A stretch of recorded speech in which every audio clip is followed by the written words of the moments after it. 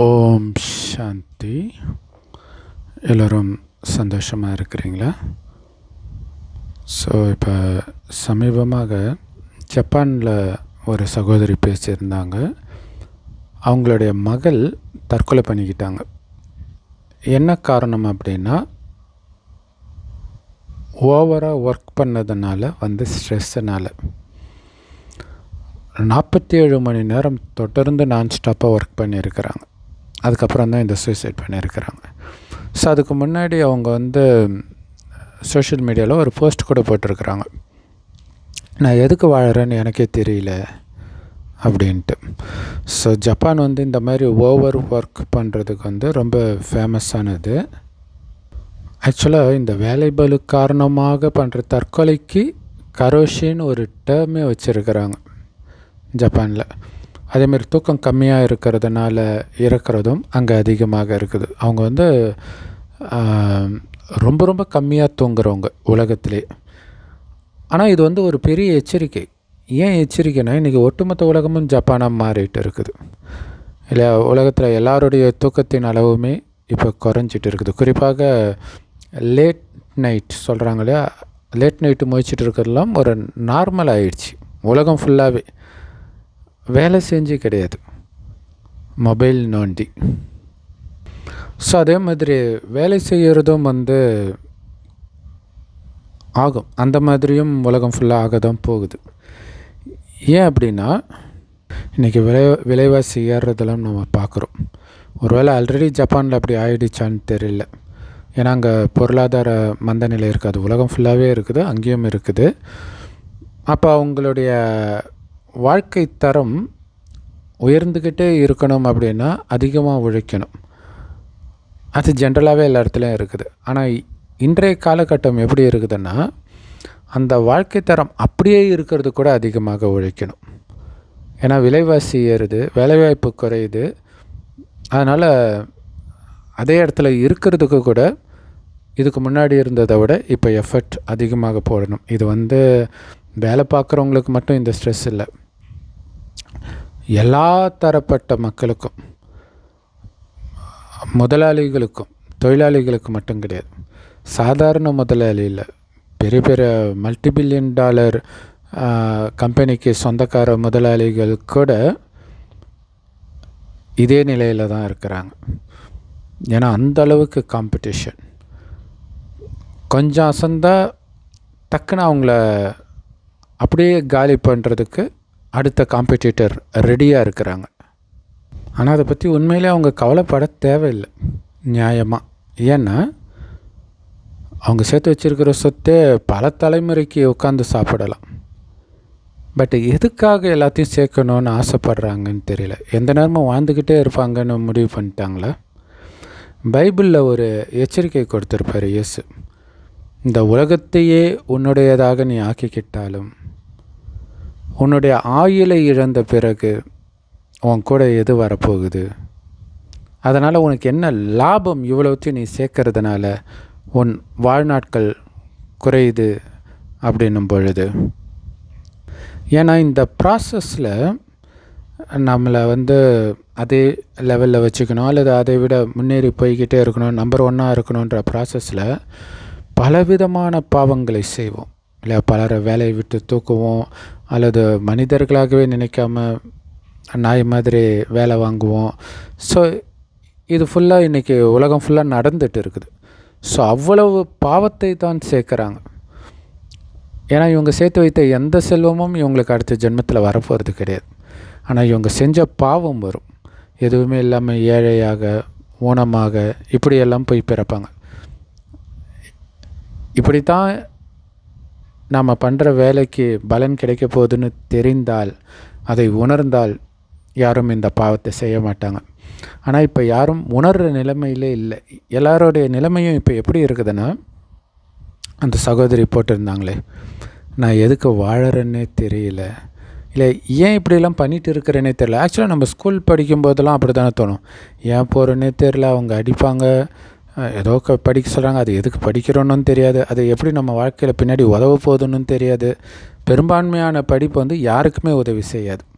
ஏதோ ஒரு பார்ட் உதவி செய்யும். ஆனால் அதுக்காக நம்ம படுற கஷ்டம் எவ்வளோ கஷ்டம். ஸோ அதோட கஷ்டம் நிற்கிதா அப்படின்னா அதுக்கப்புறம் வேலைக்கு போகும்போதும் கஷ்டம்தான். சரி, அதுதான் டார்ச்சருன்னு பிஸ்னஸ்க்கு வந்தால் அது அதை விட பயங்கர கஷ்டம். ஆனால் என்ன ஒன்றுனா, வேலைக்கு போகும்போது கரெக்டாக அந்த 8 மணி நேரம் 8 மணி நேரத்துக்கு மேலே 1 மணி நேரம் 2 மணி நேரம் ஆகணும், ஐயோ இப்படி டார்ச்சர் பண்ணுறான் அப்படின்னு கம்ப்ளைண்ட் பண்ணுவோம். ஆனால் பிஸ்னஸ் ஓனர் ஆகிட்டிங்கன்னு வச்சுங்களேன், 24 மணி நேரமாக வேலை செஞ்சுக்கிட்டே இருப்பீங்க. உங்களுக்கு டார்ச்சர் ஆகாது, ஆனால் உங்கள் உயிர் போய்கிட்டே இருக்கும். ஸோ நடிகர் விஜய் சேதுபதி அவர்கள் கூட ஒரு தடவை சொல்லியிருந்தார், இது என்ன வாழ்க்கை, கஷ்டப்பட்டு வாழுறோம், சம்பாதிக்கிறோம், அப்புறம் செத்து போயிடுறோம், எதுக்கு இந்த வாழ்க்கை அப்படின்னு கேட்டிருந்தார். அந்த ஒரு எஸ்டிஆர் படத்தில் எஸ்.ஜே. சூர்யா டைலாக் இருக்குமே, வந்தான் சுட்டான் செத்தான் ரிப்பீட்டு, வந்தான் சுட்டான் செத்தான் ரிப்பீட்டு. அந்த மாதிரி வந்தான் வாழ்ந்தான் செத்தான், வந்தான் வாழ்ந்தான் செத்தான் ரிப்பீட்டு, வந்தான் வாழ்ந்தான் செத்தான் ரிப்பீட்டு. இப்படி தான் வாழ்க்கை இருக்குது. அதனால தான் ஏன் வாழறோன்னே தெரியல அப்படிங்கிற எண்ணம் எல்லோருக்கும் வெவ்வேறு காலகட்டத்தில் வந்தே தீரும். இல்லை, நல்ல $1 பில்லியன் அந்த மாதிரி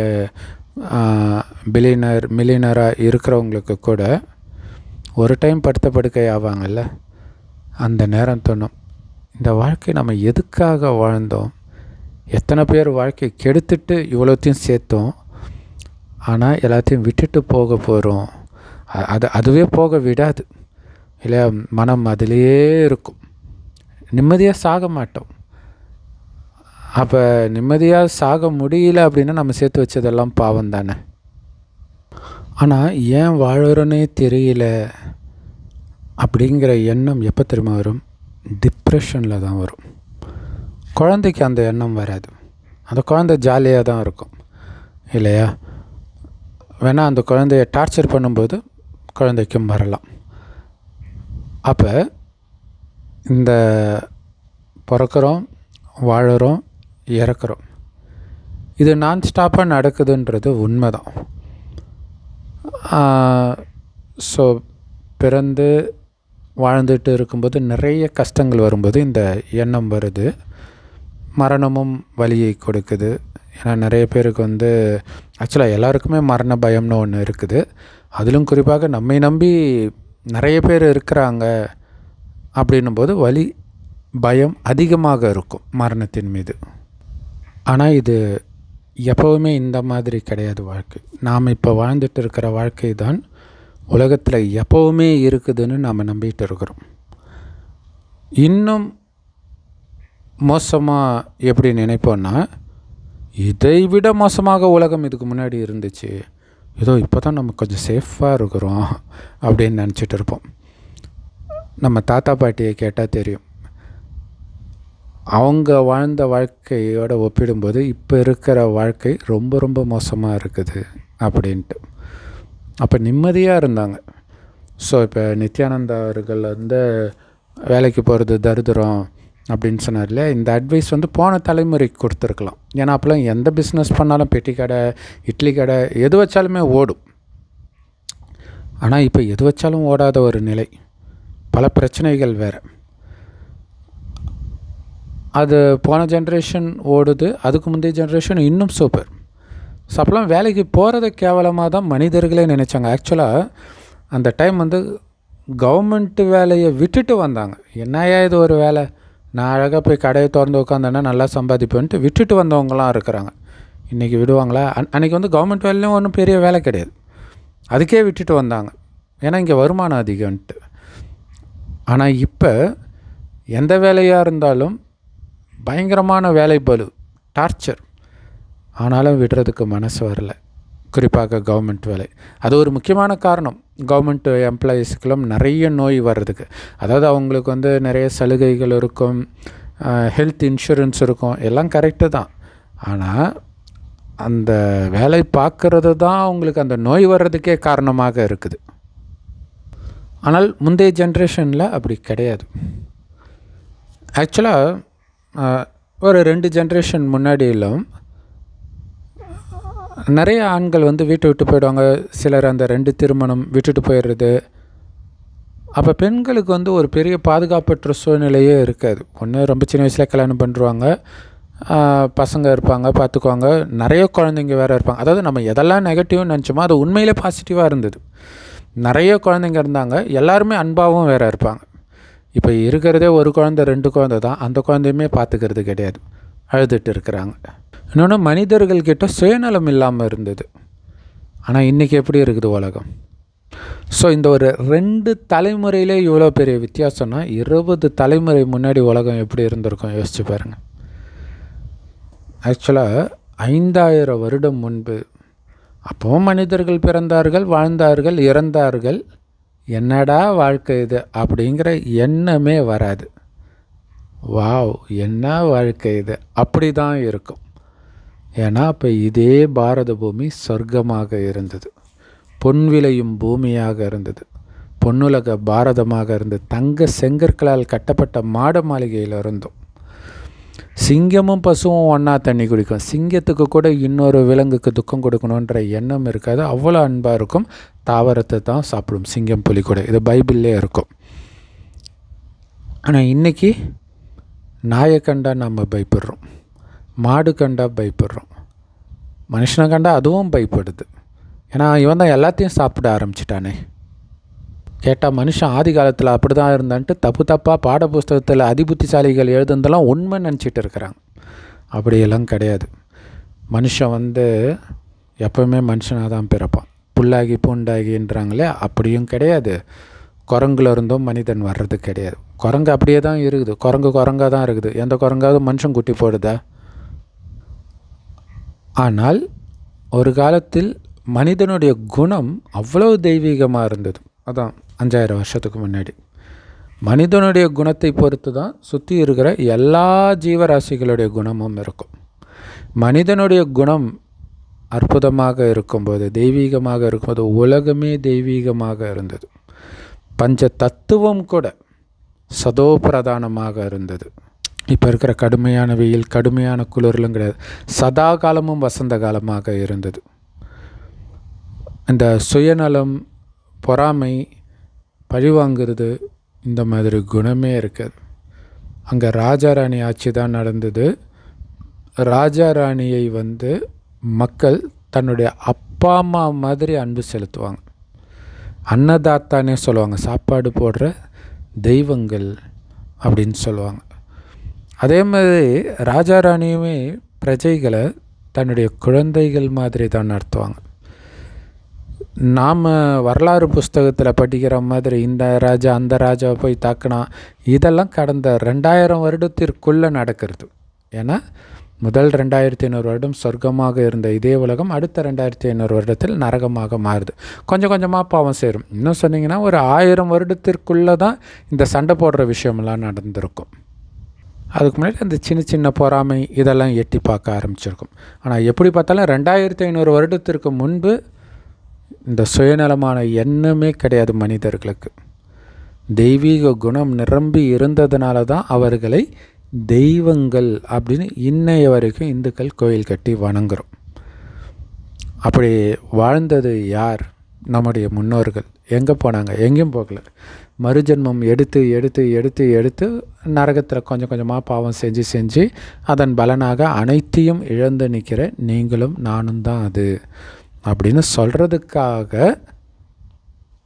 கடவுள் இந்த பூமிக்கு வரார். ஏன்னா மனிதனுக்கு யாருக்குமே தெரியாது. இதுக்கு இல்லை 2000 வருடத்திற்கு முன்பு என்ன நடந்ததுன்னெலாம் யாருக்குமே தெரியாதனால தான் அவன் இஷ்டத்துக்கு குரங்குலேருந்து மனுஷன் வந்தான், பிக் பேங் தியரி வெடிச்சுது அப்படி இப்படின்னு பார்த்தா மாதிரி எழுதி வச்சுருக்கிறாங்க. அவன் ஒரு தியரி உருவாக்குறான். மனிதர்கள் சயின்டிஸ்ட் வெள்ளையாக இருக்கிறவன் போய் சொல்ல மாட்டான்ற மாதிரி சயின்டிஸ்ட் சொன்னால் கரெக்டாக தான் இருக்கும் அப்படின்னு நம்பிட்டு இருக்கிறாங்க. ஸோ இங்கே என்ன நடக்குதுன்னா, சொர்க்கத்திலும் வந்தான் வாழ்ந்தான் செத்தான் ரிப்பீட்டு, வந்தான் வாழ்ந்தான் செத்தான் ரிப்பீட்டு தான். ஆனால் அங்கே அழகு இருக்கும், ஆரோக்கியம் இருக்கும், அளவற்ற செல்வம் இருக்கும், மனிதர்களுடைய குணம் நல்லா இருக்கும். அங்கே பிறந்தோம் வாழ்ந்தோம் இறந்தோன்றது சந்தோஷமாக இருக்கும். இறக்கிறது கூட அங்கே துக்கமாக இருக்காது. ஏன் தெரியுமா? ஏன்னா அங்கே நல்லவர்களாக இருந்தாங்களா, அது எப்படி சாத்தியம்? அவ்வளோ அழகாக இருப்பாங்க ஆண்களும் பெண்களும். காமம்னா கூட என்னன்னே தெரியாது. ஏன்னா காமம் வந்துட்டாலே எல்லா துக்கமும் வந்துடும். இன்றைக்கி அதுதானே உலகத்தில் பெரிய பிரச்சனையாக இருக்குது. எங்கே பார்த்தாலும் பாலியல் குற்றம், போதைப் பொருளுக்கு அடிமை, ஏன்னா அந்த போதையை போட்டுட்டு அவன் அடுத்தது காமத்தை நோக்கி தான் போகிறான். ஸோ சொர்க்கத்தில் காமமும் இருக்காது, அதனால் கோபம், பற்று, பேராசை, அகங்காரம் இந்த 5 விகாரமே இருக்காது. எப்படி சாத்தியம் அப்படின்னா, இதெல்லாம் இருக்கணும்னா நம்மளை நாம் உடம்புன்னு நினைக்கணும். அப்படி தான் இப்போ நினச்சிட்டு இருக்கிறோம். அதனால தான் இது நரகம். பாவம் செய்கிறோம், அதுக்கு தண்டனையாக ஆரோக்கியம் போச்சு, செல்வம் போச்சு, அழகு போச்சு, நிம்மதி போச்சு, மனிதர்கள்கிட்ட நல்ல குணமே போயிடுச்சு. ஆனால் சொர்க்கத்தில் நல்ல குணம் இருக்குது, ஆரோக்கியம் இருக்குது, அழகு இருக்குது, அளவற்ற செல்வம் இருக்குது, இயற்கையும் ஃபஸ்ட் கிளாஸாக இருக்குது. எல்லாத்துக்கும் காரணம் உடல்னு நம்மளை நினைக்க மாட்டோம், இந்த உடலை இயக்கக்கூடிய ஆத்மா நாமன்ற உணர்வில் இருப்போம். ஆத்மானா உயிர், அது பூர்வ மத்தியில் நட்சத்திரம் மாதிரி ஜொலிக்கினால்தான் இங்கே போட்டு வைக்கிற பழக்கம் இருக்குது. அந்த உயிர் தான் கண் வழியாக பார்க்குது, வாய் வழியாக பேசுது, அனைத்து காரியத்தையும் உடல் மூலமாக பண்ணுதுன்ற உணர்வு இயல்பாகவே இருக்கும். மற்றவங்க கிட்ட பேசும்போது ஆத்மா கிட்ட பேசுகிறன்ற உணர்வு இருக்கும். அதனால் சரீர கவர்ச்சியில் போய் சிக்காது. அதனால தான் அவங்களுக்குள்ள காமம், கோபம், பற்று, பேராசை, அகங்காரம் வரல. அதுக்கு பதிலாக அன்பு, அமைதி, ஆனந்தம், தூய்மை, சுகம் இது தான் இருந்தது. ஏன்னா இதெல்லாம் ஆத்மாவுடைய உண்மையான குணங்கள். ஸோ அப்போ மெயினாக அமைதி.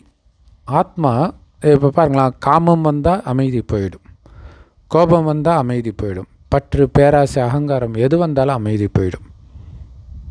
இந்த 5 விகாரமும் இல்லைன்னா நீங்கள் அமைதியாக தான் இருப்பீங்க. அப்போ உங்ககிட்ட நல்ல குணம் தான் இருந்திருக்கும். அந்த நல்ல குணம் இருந்ததுனால தான் வந்தான், வாழ்ந்தான், இறந்தான், ரிப்பீட்டு வந்து சந்தோஷமாக இருந்தது அங்கே. ஆனால் இப்போ நமக்குள்ளே காமம், கோபம், பற்று, பேராசை, அகங்காரம், சுயநலம் இதெல்லாம் வந்து வந்து வந்து இதனால் பாவம் செஞ்சு அனைத்தையும் இழந்துட்டோம். அதனால் இப்போ பிறக்கிறது, பிறந்து வாழ்வது, இறக்கிறது எல்லாமே வலி மேலே வலி நிரம்பியதாக இருக்குது. ஆனால் சந்தோஷமான நியூஸ் என்ன தெரியுமா? நாம் இந்த 5000 வருட காலச்சக்கரத்தில் முதல் பாதி சொர்க்கம், அடுத்த பாதி நரகம். நரகத்தின் கடைசியின் ஒரு வருடத்தில் தான் இறைவன் வந்து இந்த ஞானத்தை கொடுக்கிறார். ஒரு வயோதிகர் உடல் மூலமாக, வயோதிகர் உடலில் வந்து கொடுக்கிறார். அந்த வயோதிகருக்கு பிரம்மான் பேர் வைக்கிறார். அவர் வாய் வழியாக இந்த ஞானத்தை கேட்குறவங்களுக்கு பிரம்மா, குமார், குமாரிகள்னு பேர். ஸோ இறைவன் கொடுக்குற இந்த ஞானத்தை முரளின்னு சொல்லுவோம். எல்லா பிரம்மகுமாரிகள் ராஜயோக தியான நிலையத்திலும் முற்றிலும் இலவசமாக கிடைக்கிது. யூடியூப் வெப்சைட்ஸ்லையும் இருக்குது. அதோடைய லிங்க் இந்த வீடியோக்கு டிஸ்கிரிப்ஷனில் கொடுக்குறோம், அவசியம் பார்த்து பயன்பெறுங்கள். ஸோ அப்படிப்பட்ட சொர்க்கத்துக்கு நாம் இப்போ போகணும். அழைச்சிட்டு போகிறதுக்கு தான் கடவுள் வந்திருக்கிறார். அதுக்கு இறைவன் கொடுக்குற ஞானத்தை கேட்கணும். அந்த ஞானத்துடைய சாரமே நீங்கள் அழியக்கூடிய உடம்பில் ஆத்மா.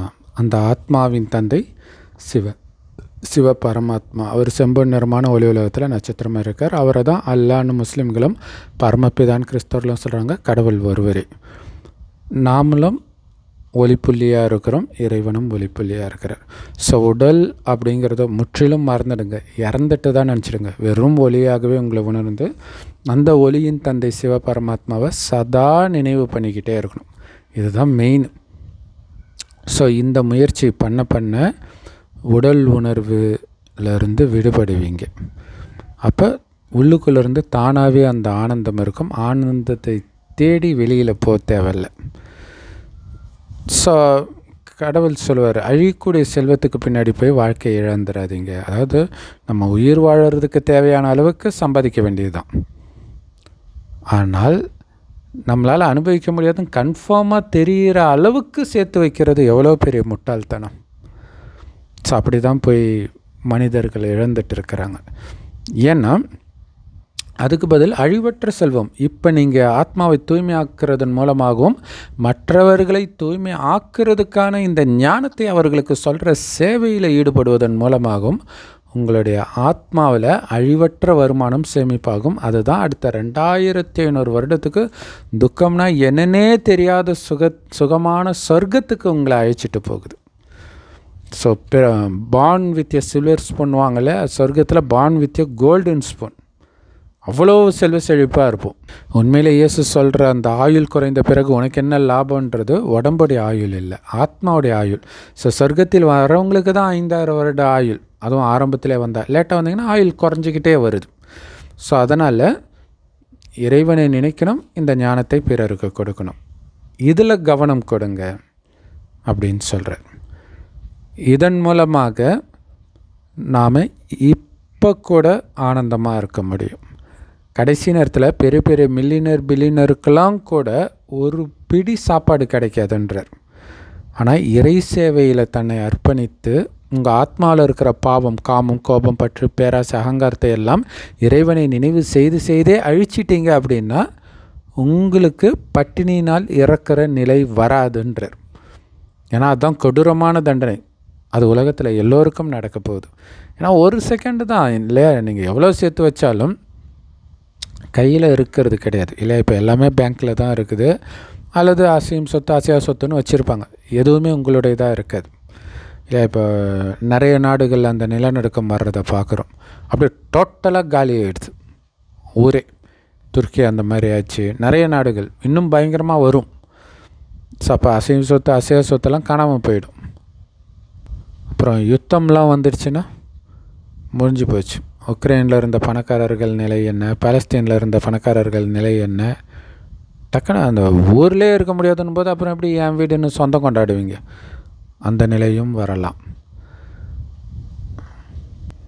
ஸோ இதுதான் அந்த கீதா சாரத்தில் நேற்று உன்னுடையதாக இருந்தது, நேற்று இன்னொருத்தருடையதாக இருந்தது, இன்றைக்கி உன்னுடையதாக இருக்குது, நாளைக்கு இன்னொருத்தருடையதாக ஆக போகுது. ஸோ இது ஜென்மத்தை குறிக்குது.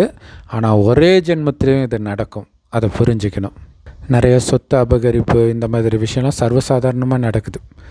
அந்த மாதிரி காலகட்டத்தில் வாழ்ந்துட்டுருக்குறோம். இப்போ யார் திரும்ப நிம்மதியாக இருக்க முடியும்? எதுவுமே சேர்க்காமல் இருக்கிறவன் தான் நிம்மதியாக இருக்க முடியும். ஏன்னா பணத்தை சேர்த்து வச்சுட்டா பின்னாடி நிம்மதியாக இருக்கலாம்னு நினைக்கிறவங்களுக்கு அந்த பணமே பெரிய தலைவலியாக மாறும். எத்தனை கொலைகள் சொத்துக்காக நடக்குது. எந்த பேர குழந்தை நிம்மதியாக இருக்கணும்னு சொத்தை சேர்த்து வச்சாங்களோ அந்த பேர குழந்தைங்க கடைசியில் அதுக்காக தான் அடிச்சிக்கவே செய்வாங்க. அப்போ சொத்து சேர்த்ததுக்காக உங்கள் வாழ்க்கையே வீணாக்குனது புத்திசாலித்தனமாக முட்டாள்தனமாக யோசிச்சு பாருங்கள். சொர்க்கத்தில் உங்களுக்கு அளவற்ற சொத்து இருந்தால் பிரச்சனை இல்லை, அங்கே சுயநலம் கிடையாது, உங்களுக்குமே அதன் மீது பற்று இருக்காது, நிம்மதியாக இருக்க போகிறீங்க. ஆனால் இங்கே சேர்த்து வைக்கிறது எல்லாமே உங்கள் நிம்மதியை கெடுக்கிற விஷயன்றதை புரிஞ்சுக்கிட்டு அழிவற்ற செல்வத்தை சேர்ப்பதற்கு இன்னும் கொஞ்சம் வருஷம்தான் இருக்குது. அதுலேயாவது முயற்சி பண்ணுங்கள். ஓம் சாந்தி. தேங்க்ஸ் ஃபார் வாட்சிங். ஸோ இறைவனுடைய ஞானம் எல்லா பிரம்மகுமாரிகள் ராஜயோக தியான நிலையத்தில் முற்றிலும் இலவசமாக கிடைக்குது. யூடியூப் வெப்சைட்ஸ்லையும் இருக்குது. அதோட லிங்க் இந்த வீடியோக்கு டிஸ்கிரிப்ஷனில் கொடுக்குறோம். அவசியம் பார்த்து பயன்பெறுங்கள்.